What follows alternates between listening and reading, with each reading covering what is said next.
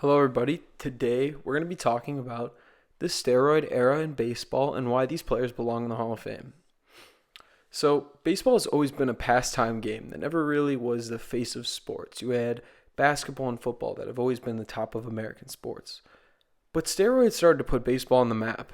In terms of the media, they got tons of national attention, with players like Barry Bonds, Mark McGwire, and later on Alex Rodriguez, and many more were crushing balls and becoming stars. These guys were coming out of nowhere with these video game numbers.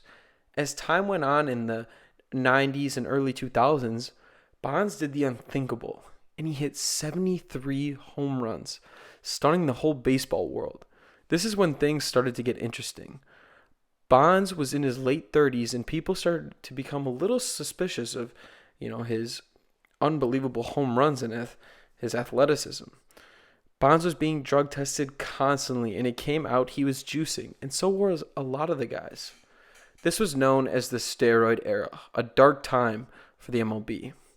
These immortal superstars to fans were hitting rockets left and right, shattering records, became cheaters. Players that people were calling Hall of Famers, like McGwire, Bonds, and Sosa, were doing the unthinkable in baseball. After the whole steroid era, many of these players were starting to be ballot eligible for the Hall of Fame. To be part of the Baseball Hall of Fame is really a true honor. Over hundreds of different voters who are baseball writers pick and choose candidates based off of multiple different things, and only the best of the best will in their eyes, get to join this sacred club. For the steroid era stars, they haven't gotten the chance for this. As time has gone on, baseball has changed a lot since the early 90s, with players having bigger personalities, the game being a little bit more fun, and the old men starting to leave off one by one. But still, Barry Bonds, who is arguably one of the best players in baseball ever, will be left off the ballot again this year.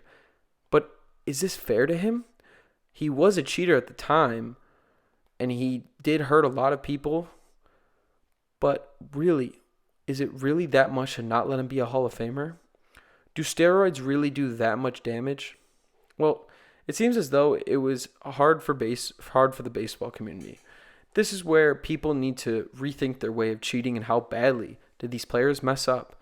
I mean, for example, Josh Hamilton, who suffered from alcohol and drug abuse for many years, made a comeback to the majors, and he was glorified by many fans. I actually have a quote right here. It said, Texas Ranger Josh Hamilton is said to be a hero by many of the fans around the MLB. Hamilton is a recovered drug addict, drug abuser, and alcoholic who has come back to baseball.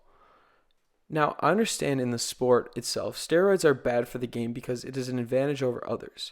I'm not here to support steroids and here to make the argument that steroids didn't do anything wrong.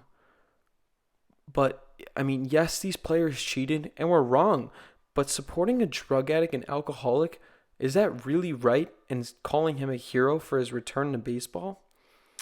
Baseball is a great sport, but to ruin these great players' careers for one mistake that hurt the game but wasn't a crime is ludicrous. The Hall of Fame has certain criteria to be part of this luxury.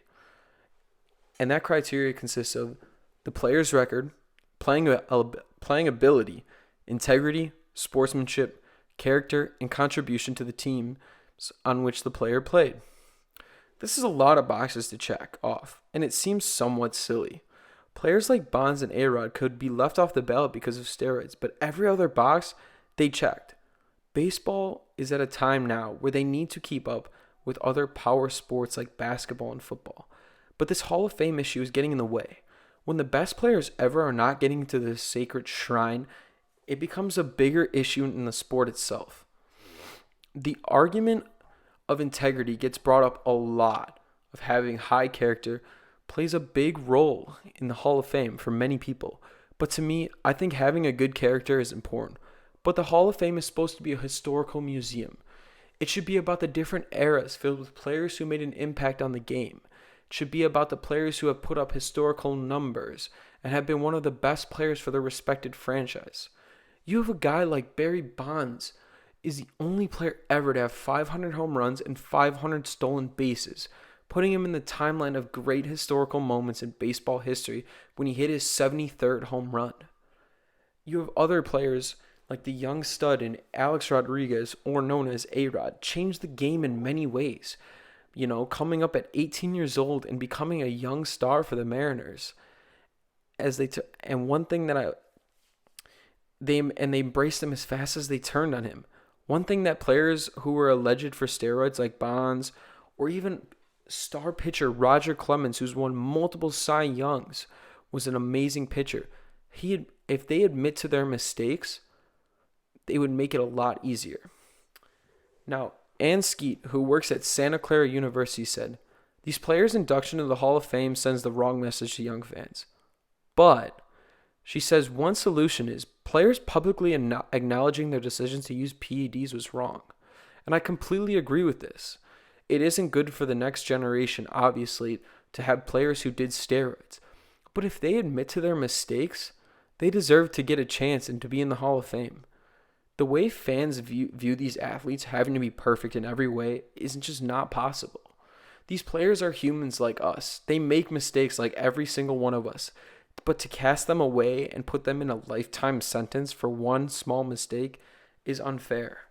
Taking enhancing drugs is cheating and is immoral, but disregarding their achievements is unrealistic. Whether baseball likes it or not, Bonds and others were the faces of the game at one point. They helped shape baseball into what it is today, and were beloved by all. They shouldn't be taken away that privilege of being a member of an elite group of players because they were looked up to by many. Even through their mistakes, there was still a lot of good these players did for the game and the next generation. One of the baseball writers, Bob Nightingale, said, "When my Hall of Fame ballot comes into the mail, the first two names I deliberately check every year are Bonds and Clemens.